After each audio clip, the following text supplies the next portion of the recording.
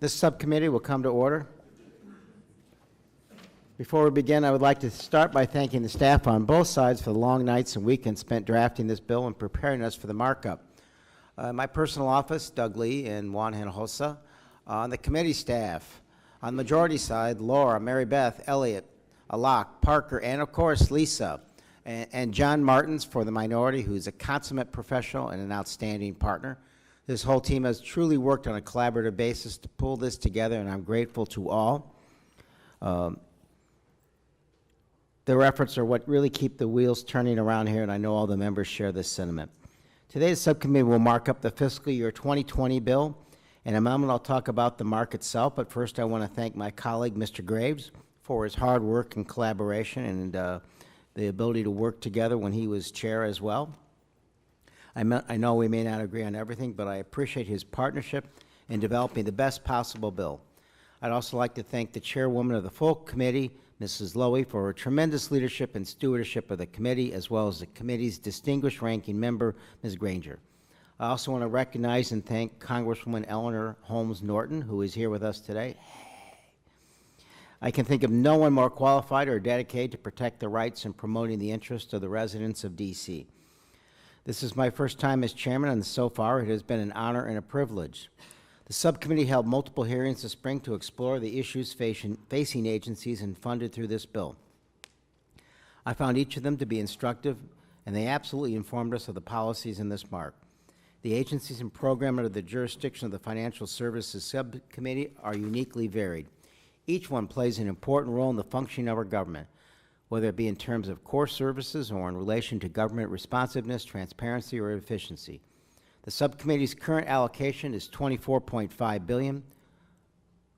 Under the terms of the active budgetary enforcement provisions in the House, put in place by House Res 293, that allocation will be increased by $400 million when we report this bill to account for Internal Revenue Service enforcement activities. That means our total budget allocation will be $24.9 billion, which is the amount provided in this mark. In total, the bill includes $12 billion for the IRS, an increase of more than 6% above the President's request, and a good first step toward restoring the draconian cuts this agency has suffered. This investment will support more effective and efficient enforcement activities and help close the tax gap, improve taxpayer experience by reducing wait times, and increasing support to those trying to navigate the complex tax code. The bill also provides increases totaling $15.6 million for the Treasury Department offices and programs focused on combating money laundering, enforcing sanctions, and countering the financing of terrorism. I'm particularly pleased to report that the bill also rejects the President's harmful proposals to eliminate or reduce funding for programs that directly support small businesses and disadvantaged communities. Instead, includes substantial increases to these programs above the fiscal 2019 levels. Notably, the bill includes $300 million for community development financial institutions, a widely bipartisan program essentially eliminating the President's budget request, which is an increase of $50 million above FY19. In addition, the bill provides $281.8 million for the Small Business Administration's Entrepreneurial Development Program, which is $101 million above the President's request and $34 million above FY19. The grant programs supported in this account provide much-needed and targeted assistance to small businesses hoping to expand and create additional jobs. The bill also rejects the administration's efforts to sideline a vital source of federal funding to combat the opioid epidemic and continues to fund these programs under the Office of National Drug Control Policy to ensure this crisis receives the highest level of federal attention it deserves. Specifically, $300 million is included for the High-Intensity Drug Trafficking Area Program, an increase of $20 million above 19, and the Drug-Free Communities Program is funded at $100.5 million. This bill includes $7.5 billion in discretionary appropriations for the judicial branch, an increase of 3.5%, to fund protective services and physical security needs in courthouses, and ensure the continued operations of the federal judiciary. The bill also provides substantial increases in funding for agencies that provide everyday consumers and retail investors, including the Consumer Product Safety Commission, the Federal Trade Commission, and the Security and Exchange Commission, agencies that are relatively small but essential to the safety of our economy and well-being. Finally, I'd like to take a moment to highlight the funding included in this bill for the Election Assistance Commission, which deals with issues that are extraordinarily important to the nation and its ability to conduct reliable, secure, and accessible elections. Just last week, Special Counsel Robert Mueller described Russia's concerted attack on our political system in 2016, saying, quote, "There were multiple systematic efforts to interfere in our election." He detailed the Russian efforts and specified they were designed and timed to interfere and damage a presidential candidate. It was a purposeful strategy involving sophisticated cyber techniques to influence the outcome of our election. The underpinning of American democracy, whereby American citizens alone decide who represents them in government. Mr. Mueller concluded by saying that the efforts by a foreign government to interfere in our election deserves the attention of every American. I couldn't agree more. This is not a partisan matter. If anything, the challenge of securing our election system should be a uniting force among Americans. The bill before us today includes $600 million for payments to states to help them meet the challenge of restoring the security and integrity of American elections. I urge my colleagues to join me in advancing this critical investment. In addition to vital election security funding, there is much more detail about all the good things in this bill, and I intend to do just that as this process moves forward.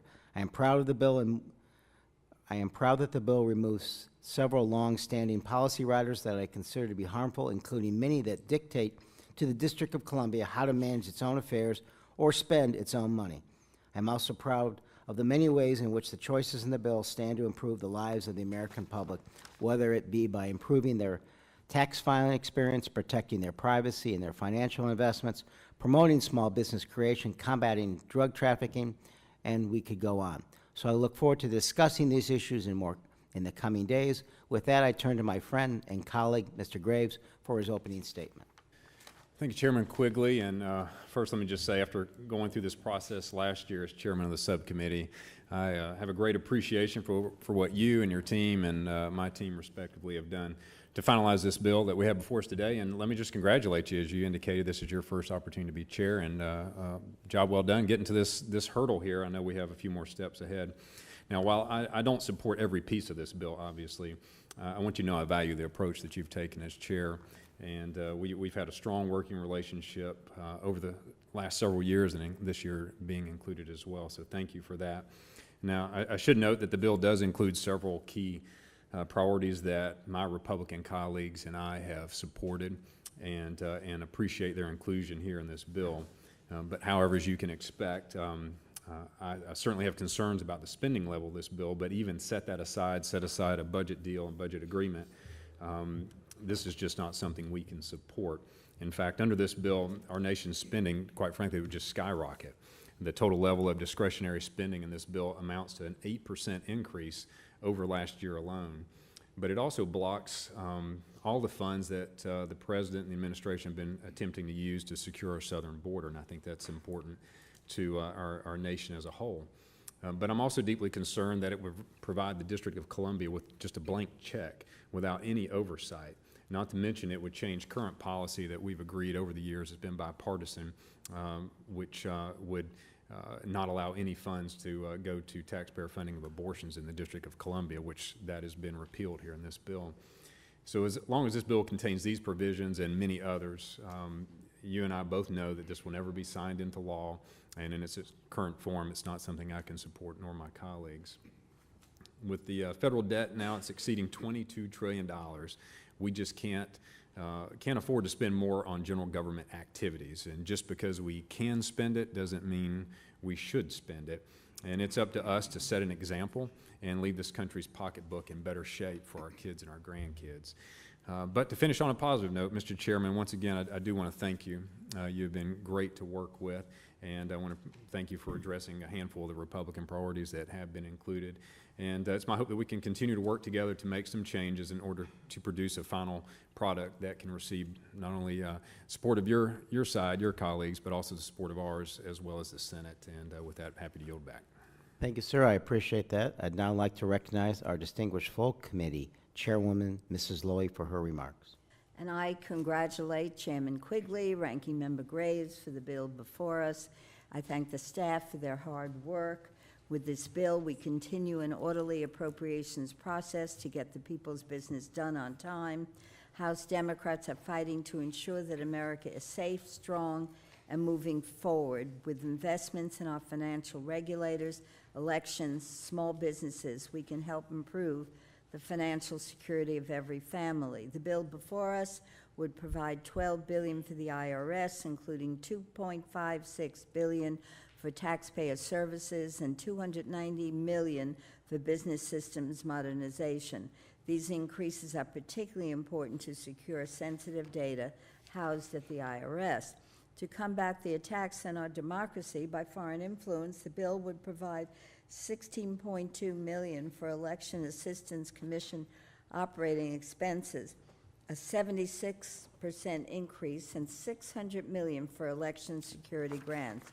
To give our small businesses, the foundation of our economy, and their employees a better shot at success, the bill would provide a nearly 40% increase to the Small Business Administration, including a 14% increase for entrepreneurial development programs, including women's business centers. Other important measures would make DACA recipients eligible for federal employment, prohibit the use of funds from the Treasury Forfeiture Fund to construct the President's ill-conceived border wall. What's not in this bill is also noteworthy, starting with objectionable riders from previous years that threatened home rule for the District of Columbia, such as the ban on D.C. using its own local funds to support abortion services, needle exchanges, and the legalization of marijuana. The bill would also eliminate 3 riders related to the SEC and FEC aimed at thwarting transparency and disclosures of political contributions. The bill would invest in a future that supports the security of our data and our elections and sets our communities up for success, and I urge support. Thank you, Madam Chairwoman. Now turning to the equally distinguished ranking member of the full committee, Ms. Granger, for any remarks she would like to make. Thank you, Chairman Quigley, and thank you for presenting the Financial Services Bill tonight. I appreciate the work you've done to craft this bill, and also want to thank the subcommittee's ranking member, Mr. Graves, for his work. As a result of your efforts together, the bill includes many priorities for members on both sides of the aisle, such as support for small businesses, drug control programs, and the Treasury Department's counterterrorism financial intelligence efforts. However, I am concerned that there are several controversial items included regarding immigration policy, the border wall, and collective bargaining. It's also disappointing that the bill does not include a long-standing pro-life provision regarding the use of the D.C. local funds. Additionally, the bill includes an 8% increase in spending above the current year. This level of spending is excessive, and as I've said in other markups, this bill is written using an unrealistic top-line funding level. I appreciate that Chairwoman Lowy is leading the committee to complete the fiscal year 2020 appropriations process.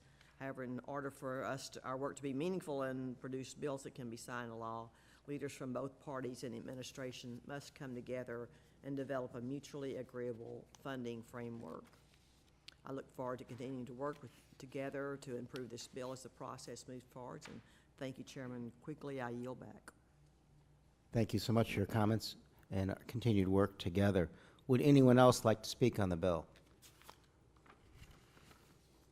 Are there any amendments?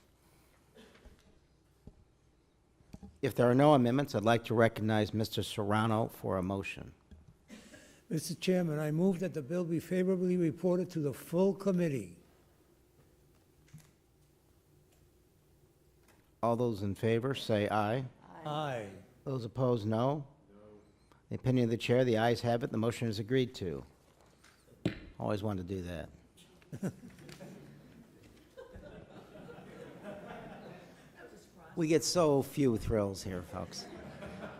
Let me remind the members to please leave their copies of the bill and the report in their room. I ask unanimous consent that the staff be permitted to make technical and conforming changes to the bill and the report without objection, so ordered.